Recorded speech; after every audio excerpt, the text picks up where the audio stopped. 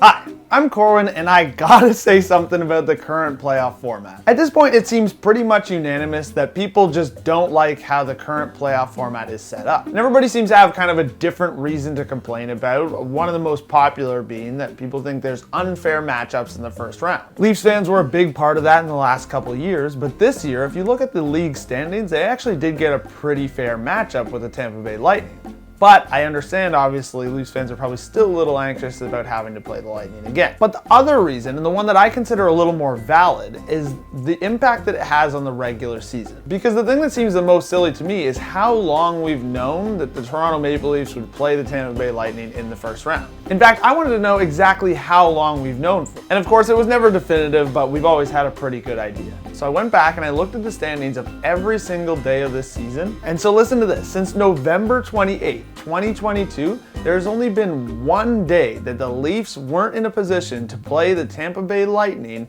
with home ice advantage in the first round. And on that one day, February 14th, 2023, the only difference in the matchup was that Tampa Bay had home ice. So pretty much for 135 days, we felt like the Leafs were going to play the Tampa Bay Lightning, and they are. And then for 134 of those, we were pretty sure it was going to be with home ice advantage.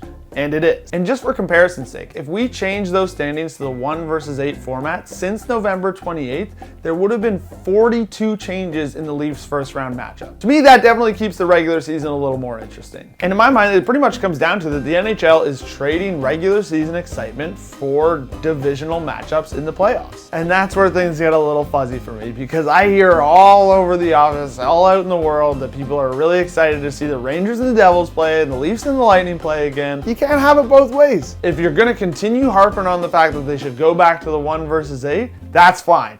I just don't want to hear you talk about how great you think the first round matchups are.